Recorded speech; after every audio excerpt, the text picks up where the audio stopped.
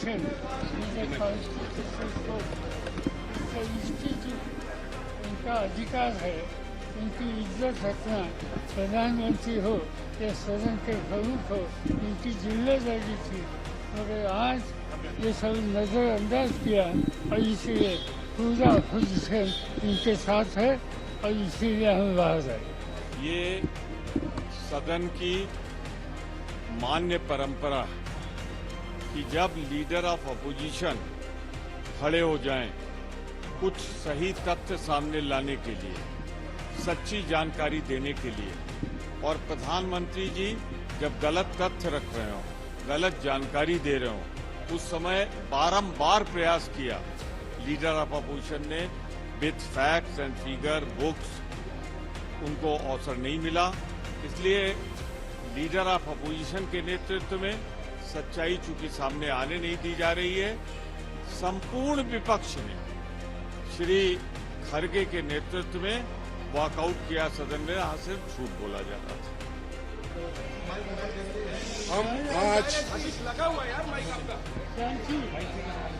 हम सबने इसलिए वॉकआउट किया कि जो प्राइम मिनिस्टर अपना राष्ट्रपति अभिभाषण पर जो भाषण दे रहे थे, उन्होंने कुछ गलत बातें सदन को बताई,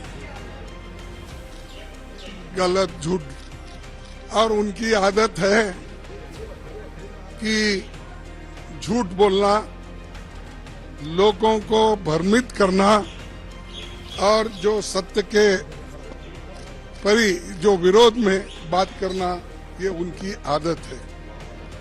और मैंने सिर्फ उनको इतना ही पूछा कि जब वो संविधान के बारे में बोले कि आज लोग संविधान के लिए बचाने के लिए डंडोरा पीट रहे हैं, ऐसी बात उन्होंने कही।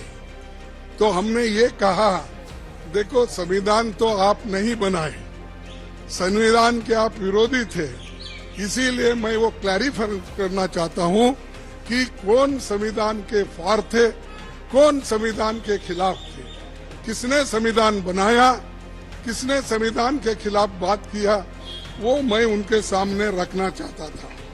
मैं ये रखना चाहता था कि उन्हीं के पेपर में आरएसएस के जो मुखपत्र है ऑर्गेनाइजर 30 नवंबर 1949 में अंक में संपादकीय में लिखा था। यह ऑर्गेनाइजर तो ऑथेंटिक पेपर है उनका, ये उनका ऑफिशियल पेपर है। उसमें ये लिखा गया था, भारत के इस नए संविधान की सबसे बुरी बात यह है कि इसमें भारतीय कुछ भी नहीं है। प्राचीन भारत के अद्भुत संवैधानिक विकास के बारे में इसमें कोई जिक्र ही नहीं है। आज तक मनुस्मृति में दर्ज मनु के कानून दुनिया की प्रशंसा का कारण है। ये किसने कहा? ये ऑर्गेनाइजर ने, आरएसएस ने, जनसंघ के जो लोग थे उस वक्त उन्होंने कहा, और वे स्वयं स्फूर्ति आज्ञाकारित और अनुरूपता पैदा करते हैं। हमारे संवैधानिक विशेषज्ञों ने ये बात निरर्थक है। उन्होंने ये कहा कि यहाँ तक जो कॉन्स्टिट्यूंट असेंबली के मेंबर से किए हैं ये गलत है। उन्होंने उस वक्त अपोज करके इस संविधान को उन्होंने नकार दिया था, और आज उसकी रक्षा की खुद बात करते हैं और हमारे को बोलते हैं कि हम संविधान विरोधी है। अरे खुद विरोधी है, जन्मता ही विरोधी है, शुरू से विरोधी है। इसको जब इसका जन्म शुरू हुआ उस दिन से इन्होंने बहुत से पुतले जलाए, अंबेडकर के, नेहरू जी के पुतले जलाकर रामलीला मैदान में उन्होंने ये सब काम किया। आज ये बोल रहे हैं कि हम संविधान के विरोधी हैं। संविधान बचाओ हम इसलिए बोल रहे हैं क्योंकि इसमें आरएसएस की मंशा क्या है, जनसंघ की मंशा क्या थी और बीजेपी की आज जो मंशा क्या है ये। और बार बार ये भी कहते हैं कि बार बार ये भी कहते हैं बाबा साहब अम्बेडकर को इन्होंने इज्जत नहीं दी, उन्होंने सब कुछ उनको हरा दिया।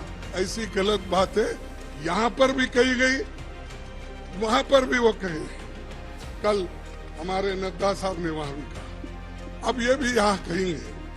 फिर भी मैं आपको बताना चाहता हूँ, ड्राफ्टिंग कमेटी के चेयरमैन बाबा साहब अम्बेडकर ने अपने शब्दों में कहा है कि मुझे बहुत आश्चर्य हुआ था जब प्रारूप समिति ने मुझे अपना अध्यक्ष चुना। सुन रहे हैं, समिति में मुझसे बड़े, मुझसे बेहतर और मुझसे सक्षम लोग थे। ये कांग्रेस पार्टी के अनुशासन का ही कमाल है कि प्रारूप समिति संविधान सभा में संविधान को हर धारा और हर संशोधन के बारे में निश्चित जानकारी के साथ प्रस्तुत कर सकी। कौन करे? कांग्रेस वाले करें। और इसको बाबा साहब अम्बेडकर ने कहा और ये कहते हैं इन्होंने विरोध किया, उन्होंने ये किया, उनका अपमान किया।